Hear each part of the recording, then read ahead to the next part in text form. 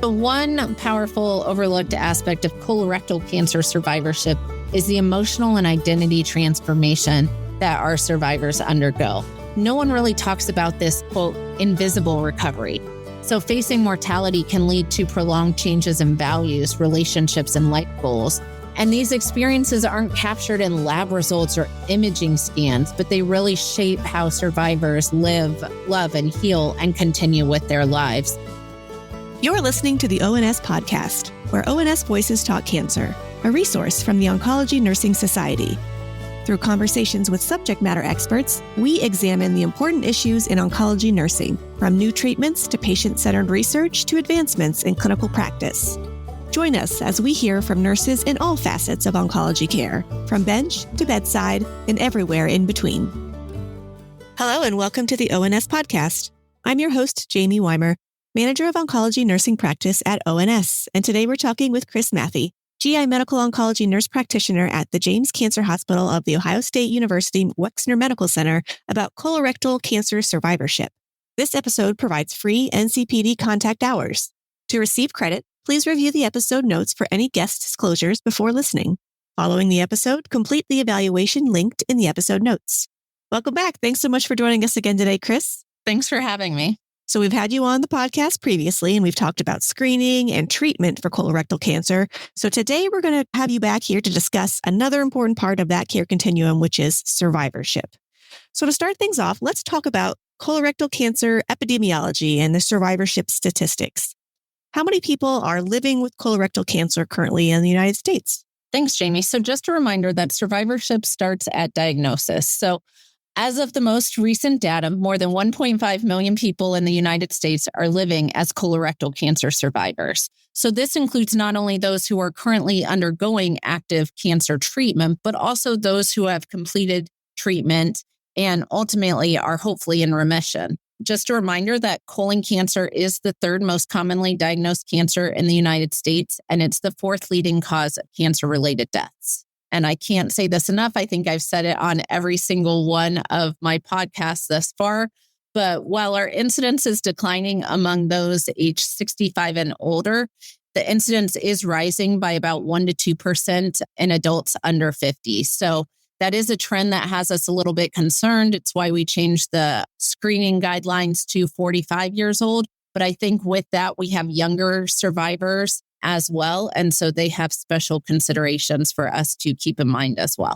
So along with those statistics that you shared, what are some of the long-term survival rates that we're seeing for people kind of based on the stage at which they were diagnosed? So when we talk about survival rates, we tend to talk about that 5-year survival rates. And when you break it down by stage, we have those stages of 1, 2, 3, 4. So stage 1, that's the cancer that's located in the colon or rectum.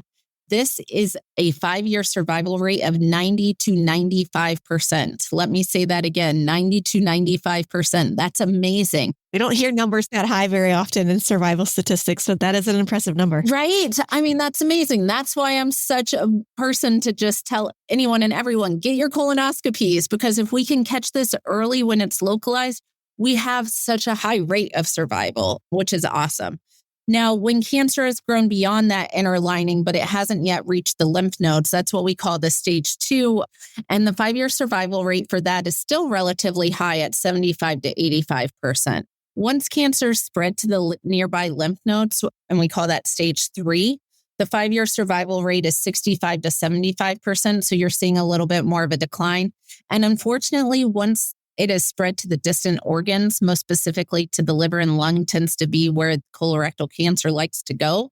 So our stage 4 diagnosis, the 5-year survival rate is 13 to 18%.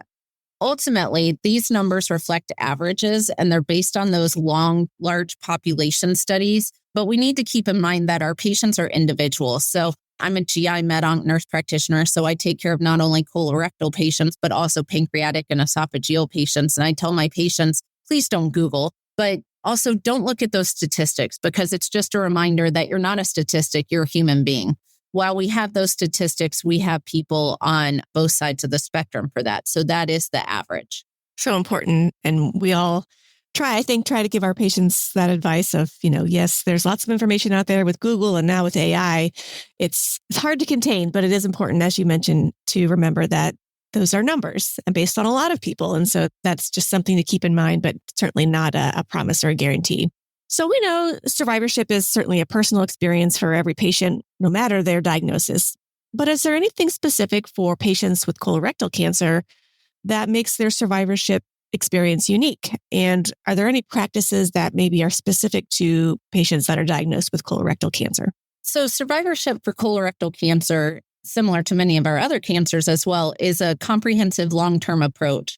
And it supports after active treatment ends. So not only at that time of diagnosis, but once that active treatment ends, as I mentioned, for that long-term survival rate is when we're really talking about some of the survivorship issues. But it addresses the physical, emotional, and practical needs to help those survivors maintain a healthy and ultimately happy quality of life. Some core components to that is the medical summary.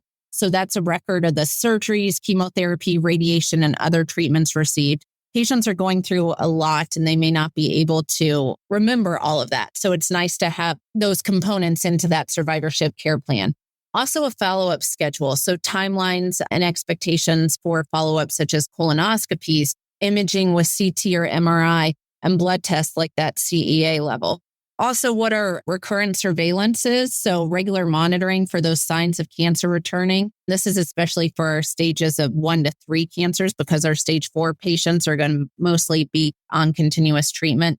But telling them that we may not see you for another 6 months or yearly, but if you start to have significant fatigue and not the, oh my gosh, I worked in the garden a lot, I'm really tired the next day. It's that I am so wiped out, I can't get out of bed fatigue. The weight loss when you're not trying to lose weight, not the 2 pounds a week, but more like the 5 to 8 pounds a week. Blood in the stool, any new or increased pain specifically in the abdomen, and increased or new nausea and vomiting. Those are things just to talk to our patients about. Those would be items to call sooner than your scheduled visit. So another component is discussion about those late and long-term side effects of treatment. So management of bowel issues. With radiation and surgery, our bowels may change and may not be the same. So how do you manage those? Also fatigue, because that fatigue can turn chronic, and manage that. Neuropathy may happen from the chemotherapy treatment that we talked about. I think last time we talked about oxaliplatin, and one of the big side effects of that is that neuropathy, but being aware of that and the long-term side effects. Also some lifestyle recommendations.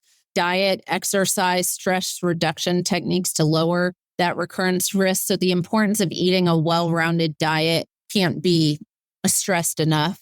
Also that mental health support. So patients may need referrals for counseling or support groups.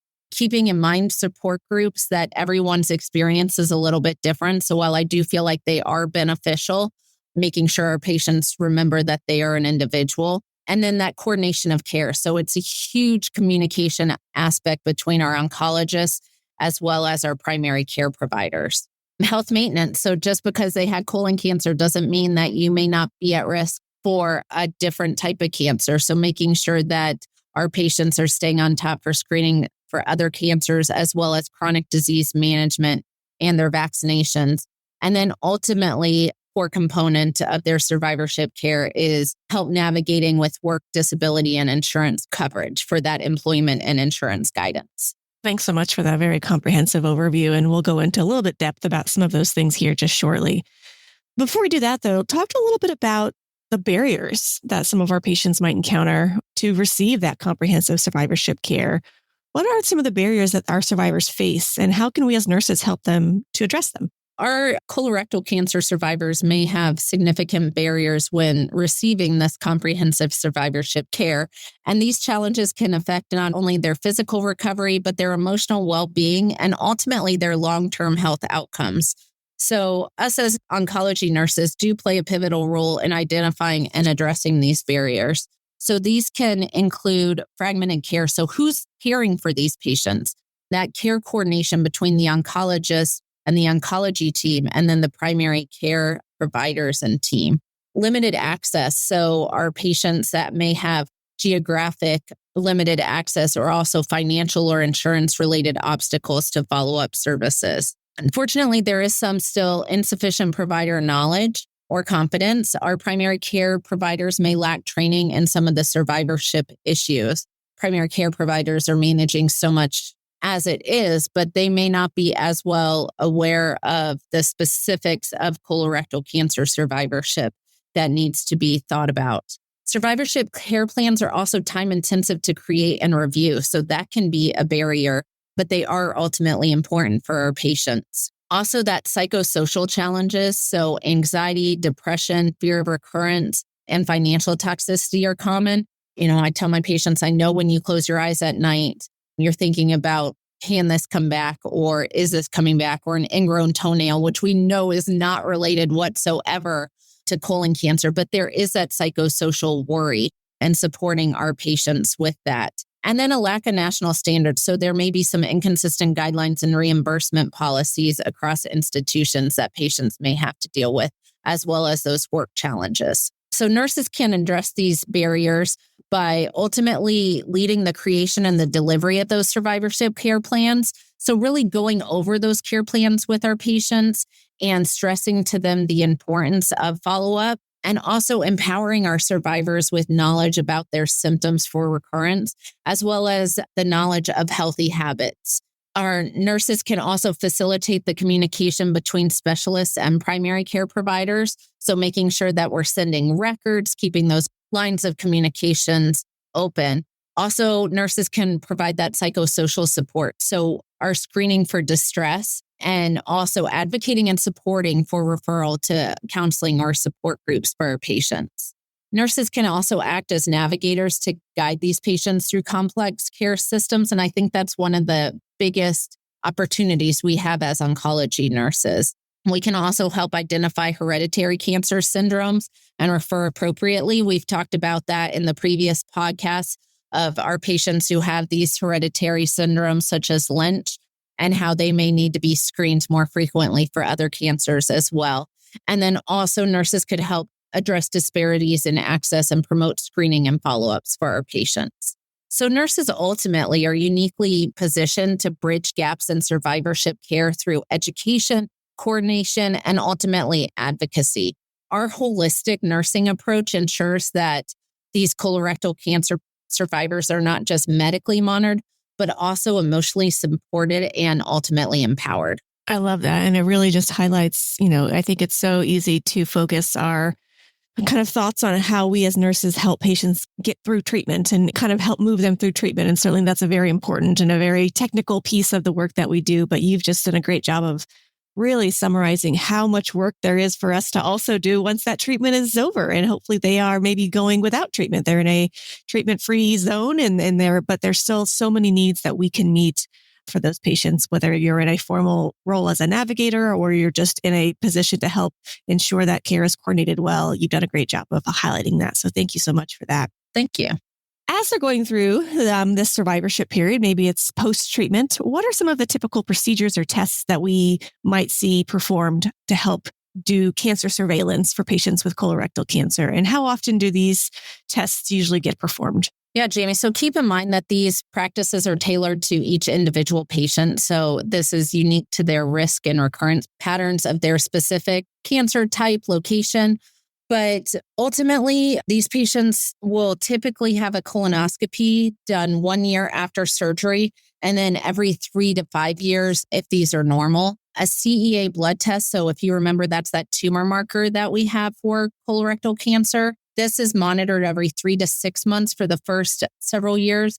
But also keep in mind that that's only if levels were elevated at diagnosis. So tumor markers, they're great, but they're not for everyone. So some of our colorectal cancer patients may not actually express that CEA blood level. But if they do, it's something for us to be able to monitor. For our rectal cancer patients who are treated with a transanal excision, they should have a proctoscopy done every 3 to 6 months for the first about 3 years. And then CT scans may be recommended every 6 to 12 months for high-risk patients, especially if there were metastasis present. And you touched on this briefly already, but let's go over again some of the long-term and the late effects of treatment that we might see for our patients, our survivors of colorectal cancer.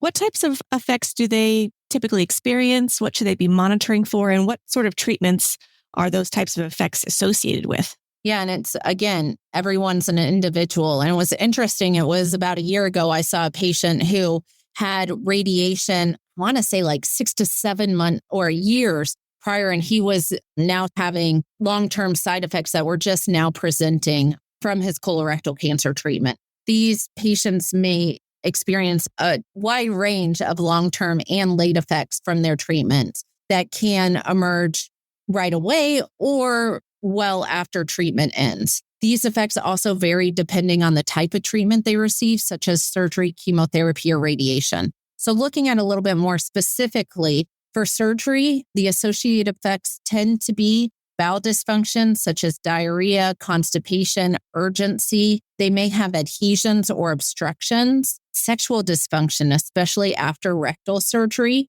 For chemotherapy, those long-term side effects, as I mentioned a little while ago as well, peripheral neuropathy. So if that neuropathy is having issues buttoning buttons, dropping things, I think just a side note on neuropathy, it's one of my most frustrating things as a nurse because I want to give them something that can help with that. There's really nothing that helps with that neuropathy. We could help with pain, but not necessarily the annoyance of neuropathy. So it's important for us as nurses to assess the level of interference with their function to really help with quality of life with that. Furthermore, as I digressed, but furthermore on chemotherapy, the associated effects, some fatigue, may have hypertension. One of our medications, such as bevacizumab, that's working on those blood vessels. So hypertension can be a side effect from that. Hepatotoxicity or liver issues, cognitive changes. So we hear a lot about this in our patients for survivorship and that chemo brain. It's real and it's a frustration, and how we can have our patients help manage that. The side effect for radiation, some chronic diarrhea. Also, some patients may have constipation. You may have fistula formations, bladder dysfunction. I think oftentimes we're thinking colorectal, so we're thinking more bowels. But ultimately, with radiation, sometimes that bladder issues can get into the radiation field, and patients can have bladder dysfunction with urgency, frequency, and bleeding, as well as an increased risk of secondary cancer. So thinking about our bladder or colon cancers.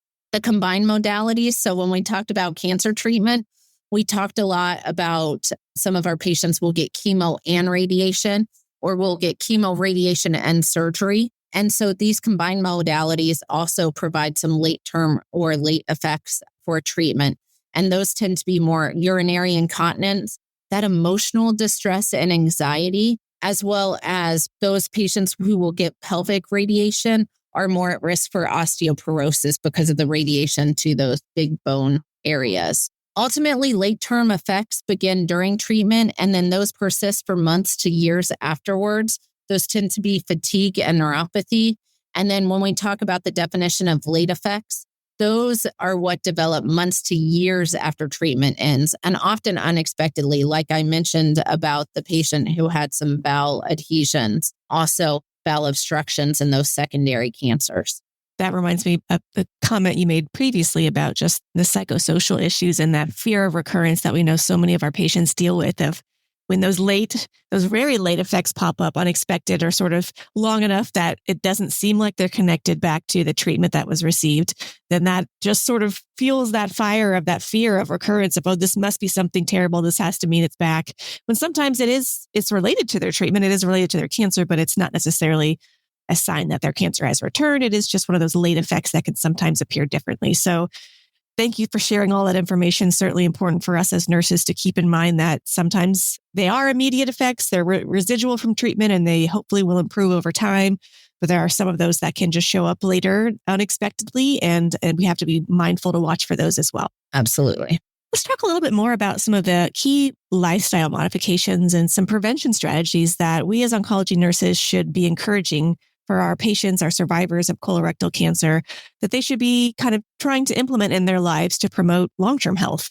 Yeah. And so these long-term health promotions aren't only just for colorectal cancer survivors, but I think some of this knowledge can be expanded to anyone and everyone, our cancer patients and beyond, where our oncology nurses play that vital role in guiding these survivors towards lifestyle changes that we know can reduce risk and ultimately promote long-term health. Some of the recommended changes, so nutrition, enhancing and emphasizing fruits, vegetables, that colorful plate with whole grains, limit those red and processed meats, and reduce sugary drinks and alcohol. I know we will all have those patients who have read things or cancer myths about, oh, cancer feeds on sugar, so I shouldn't drink anything or eat anything with sugar, and maybe addressing that, just really emphasizing the well-rounded meals. I also had a patient recently, because everyone's talking about diets, who told me they're on a carnivorous diet. So all they're eating is red meat. And let me tell you, my facial expressions had to really be in check in the patient's room. As I said, that's great. But unfortunately, we do know that colorectal cancer does have a risk with increased red meat consumption. So can we add a little bit extra or work on adding some vegetables in with that as well? So not shaming him, but that education that we can do. Physical activity. So aiming for 150 to 300 minutes of moderate activity per week. This isn't running a marathon. It's not sprinting. This is just walking or yoga. So I'll tell my patients, get up throughout the day, walk around the house. Don't just sit on the couch all day. I'll tell them on chemotherapy treatment as well. This is just that fatigue management. Walk to the mailbox. Now, granted, a patient once told me my mailbox is 3 miles away. I said, maybe that's a little too much. But for survivors, great, walk that 3 miles. Make sure you have enough time to do that. Also, that inclusion of strength training, which is really for bone health, can be important. Weight management, maintaining a healthy BMI to reduce risk, recurrence, and improve outcomes can be stressed. And then smoking cessation. So strongly encouraging quitting. We know smoking increases inflammation and recurrence risk. We also know that it's a stress reliever for our patients, but it's also important to stress to our patients that can increase their risk for recurrence. So getting them to smoking cessation clinics and referrals to help with that support can be important. Also, alcohol moderation. I think more and more we're starting to see this come out of the role that alcohol plays in cancer. In general, the recommendation is to limit less than 1 drink a day for women and less than 2 a men, but ideally to avoid alcohol altogether. Patients always ask, what kind of vitamins can I take or what supplements? Because again, they're seeing stuff on social media or online. There's really no magic pill. I tell my patients, I wish I could tell you to eat, 5 cups of broccoli every day, but that's not really real.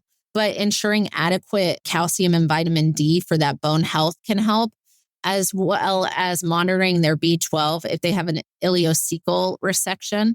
Hydration. So making sure our patients stay well hydrated, especially after surgery or during bowel dysfunction. That hydration will help those bowels to move. And then ultimately stress management. So this goes along what I've already said, that psychosocial involvement. So encouraging mindfulness, counseling, support groups to really address that emotional health. Some prevention strategies that us as oncology nurses can promote is that regular screening, as I mentioned, with colonoscopy and CEAs. We can help with those survivorship care plans and really personalizing plans that also include follow-up schedules and symptom monitoring. Behavioral counseling, so support for sustainable lifestyle changes, including diet and exercise. The YMCA has some great programs for our patients that patients can be referred to and involved in, and they may just not know that those are available to them. So just giving them that extra knowledge. And then that patient navigation. So really helping our survivors access resources, specialists, and community programs, like I mentioned. Well, thanks so much for sharing all of that. I think you brought up a great point of just the notion of when you talked about sort of supplements and vitamins and just knowing that there's so much information out there, social media and otherwise, where certainly after, surviving, living through a cancer diagnosis, many patients are wanting to do anything and everything that they feel like will help set them up to avoid any future cancer or recurrence of their original cancer. And is an age of almost too much information, especially if it's not all accurate or true. And so, You provided some great advice for us as oncology nurses to help encourage patients to share their concerns or what they're trying, whether it's a new diet or a new supplement, but also being able to kind of connect them with accurate information on, is that helpful or is there risk associated with that change? And it's hard because we can put ourselves in those patients' shoes and understand that they really want to do what they can. And as you mentioned, there's not usually a silver bullet, a single thing that will guarantee a good outcome, but a combination of all the efforts that you've shared can certainly put them on the path to hopefully lots of long-term good health.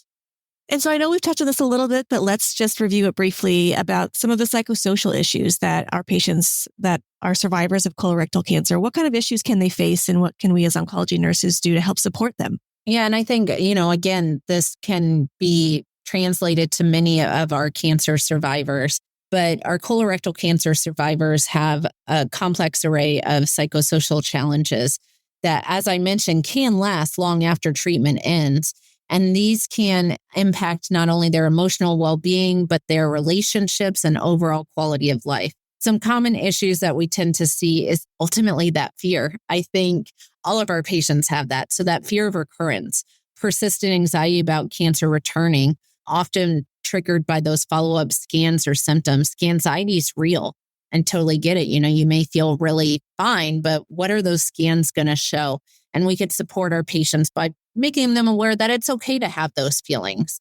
Depression and anxiety. So up to 25 to 33% of survivors report ongoing psychosocial distress, including almost PTSD symptoms. So helping them through that, acknowledging it, knowing that it's there, and then how we can help them.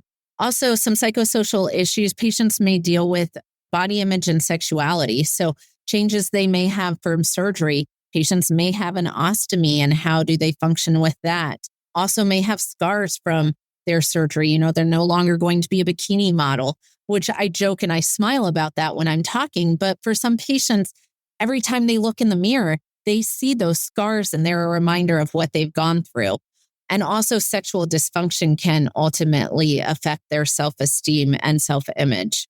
Social isolation. So our survivors may feel misunderstood or unsupportive once that active treatment ends. So you're often, as the patients hear, oh, I'm having surgery or I'm going through chemotherapy, there's a lot of support. Everyone's reaching out. And then once they say, oh, I rang the radiation bell, or I'm done with chemotherapy, or I had my surgery, I don't really need anything else. Oh, well, they're fine. Their cancer's done. They don't need to worry about it. Just because treatment ends doesn't mean that those thoughts have ended for those patients. So the patients may feel socially isolated from that.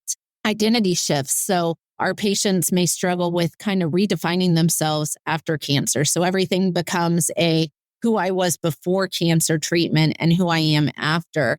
And people may expect them to return to normal, but they're not the same person anymore, maybe in physical, but also that emotionally and mental state. As I mentioned, those chemo brain or cognitive changes can affect memory, attention, and confidence. That can be something we may need to help our patients with. Also, financial stresses. So the cost of treatment, that follow-up care, lost income, so time off work can create long-term financial hardships. And then also returning to work.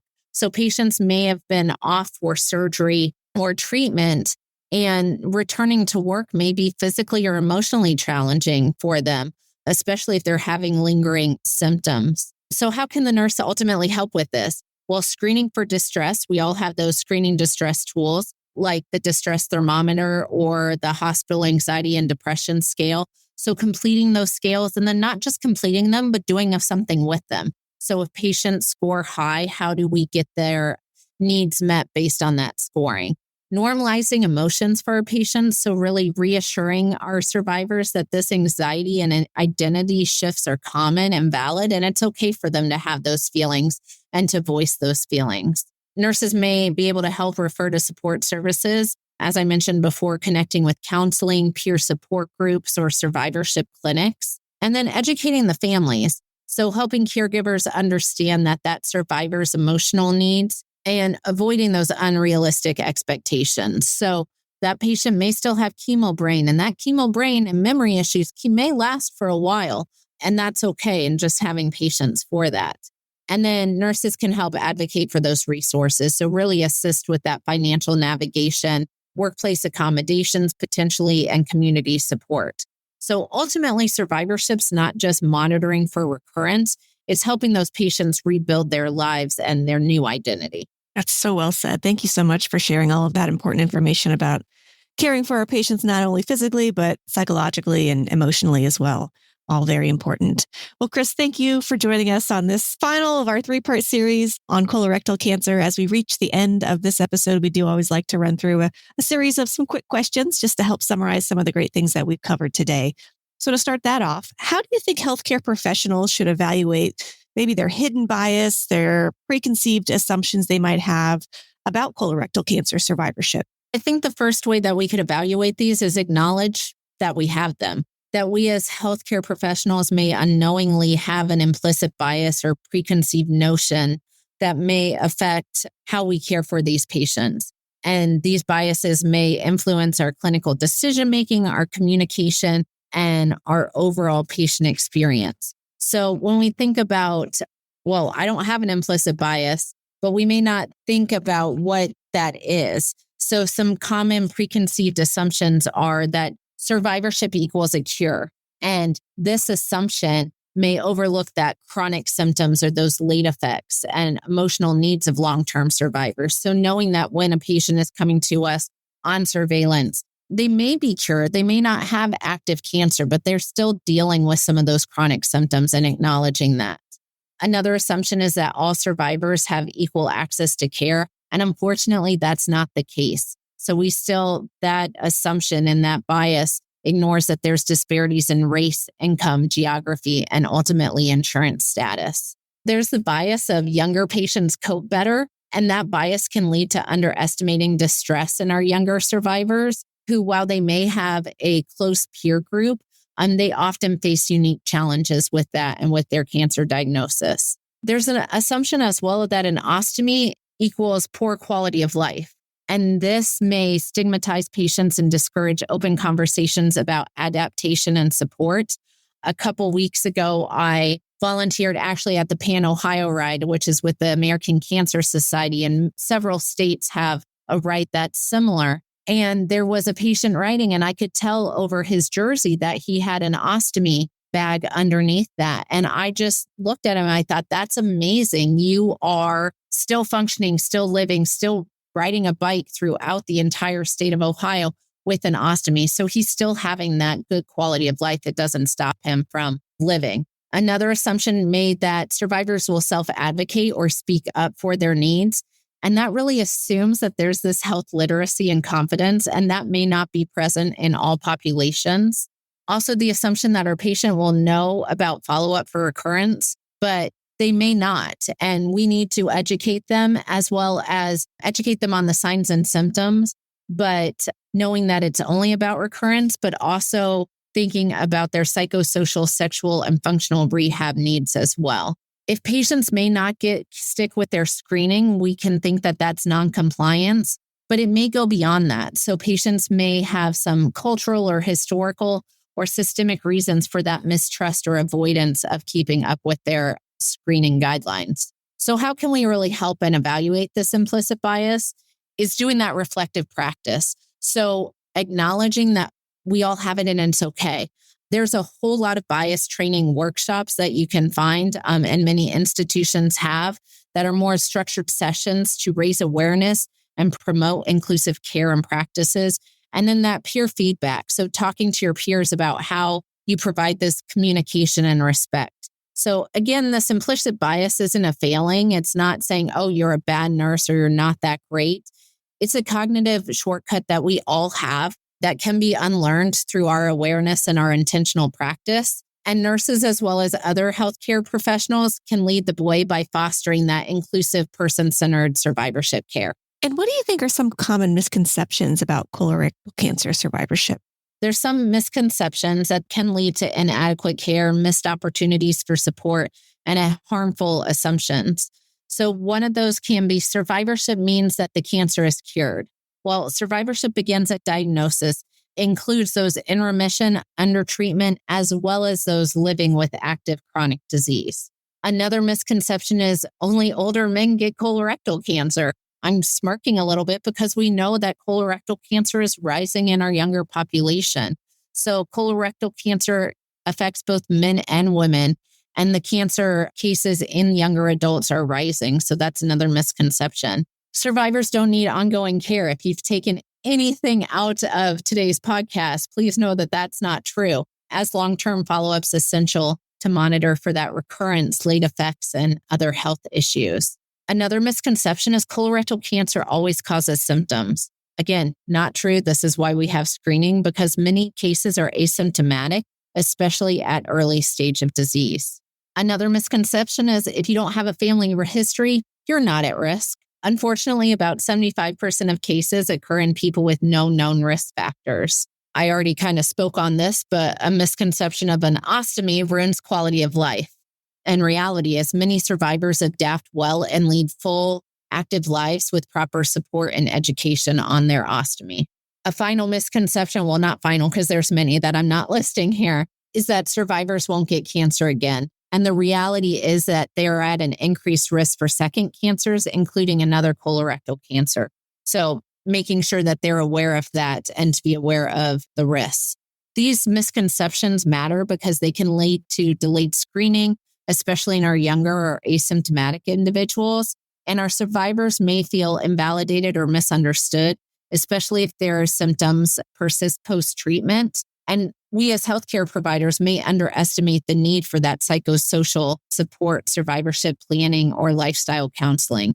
So addressing these myths through education, empathy, which I think as nurses is one of our top strongest points, and evidence-based care, another thing as nurses, one of our top strongest point. Evidence-based care is key to improving outcomes and quality of life for our survivors. And is there anything about this topic that's not often discussed, but you wish people knew more about?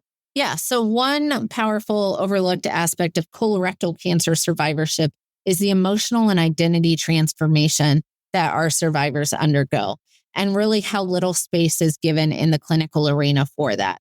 No one really talks about this, quote, invisible recovery. While our medical follow-ups focus on recurrence or physical symptoms, our survivors may grapple with that loss of trust in their bodies. So even after treatment ends, as I mentioned, every ache or digestive issue can trigger fear. Redefining normal. So survivors often feel that pressure to bounce back when their new normal includes fatigue, bowel changes, or anxiety, and how do they function with that? Survivorship guilt. So this may be more in support groups or among their peers who did not survive, and some guilt for living, and then some just existential shifts. So facing mortality can lead to prolonged changes in values, relationships, and life goals. And yet few of us as providers really address this because it's uncomfortable and we also don't know how. And these experiences aren't captured in lab results or imaging scans, but they really shape how survivors live, love, and heal and continue with their lives. Healthcare professionals need to acknowledge that there's this emotional terrain and validate the survivor's full experience with that, not just their diagnosis. Because by acknowledging that, it really opens the door to more empathetic conversations, better mental health referrals, that stronger provider to patient relationships, and more personalized survivorship care plans. So again, survivorship's just not about staying alive. It's really learning how to live again. And that deserves just as much attention as an actual active treatment. What additional training or education do you think oncology nurses need to help stay current on this topic? There's some specialized education and ongoing training. Listening to this podcast and other podcasts like it, any of this is one place to start.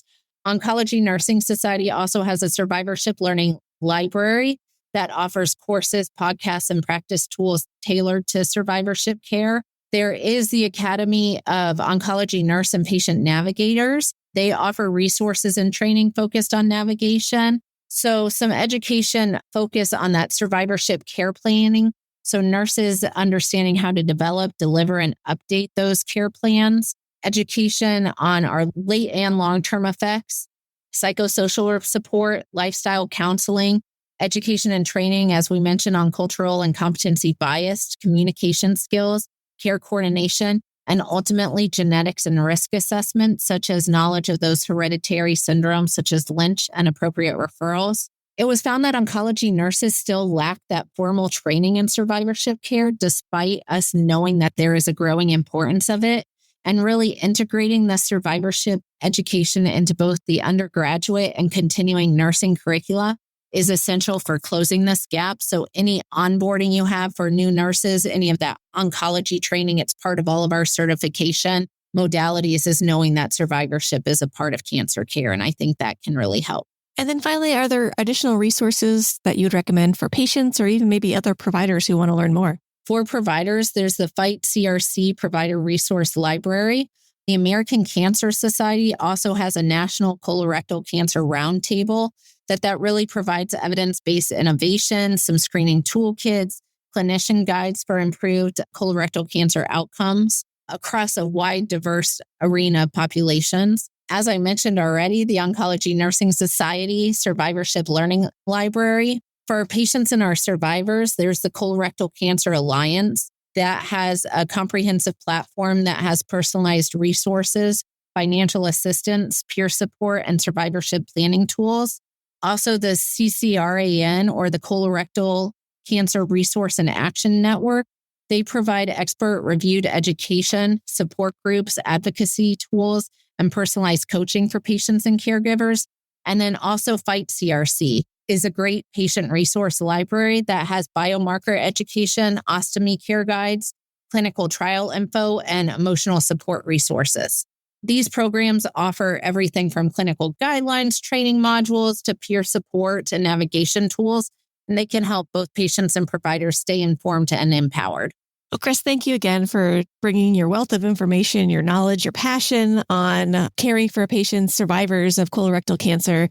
I certainly learned a lot today, and I'm sure our listeners have as well. Do you have any final comments to share? Thanks, Jaime. Colorectal cancer survivorship's not a finish line. It's a lifelong journey. It deserves much attention, compassion, and innovation as the treatment itself. And we know innovation for colorectal cancer is changing all the time. So whether you're a nurse, nurse practitioner, survivor, advocate, your role in this space really matters. Survivorship care is really where medicine meets humanity. We shift from fighting that disease to fostering life. And I think the thing that we do as oncology nurses is really focus on that quality of life for our patients. That means listening to their stories, honoring their resilience, building systems to really support healing in every dimension, not only the physical, emotional, but also the social and spiritual aspects. So if you're working to improve survivorship care, you're not just treating patients, you're helping them reclaim their lives, and that's powerful. And then the final note, because I can't say it enough, tell your friends, family, people at the grocery store, get your colorectal cancer screening at age 45 because we can have our better outcomes. So that's all I have to say, and thank you guys. Outstanding. Thank you so much, Kris. Thank you for listening to the ONS podcast. Tell us about your favorite part in this episode by leaving a review wherever you download your podcast. For more resources and information about oncology nursing, visit us at ons.org and ons.org/voice.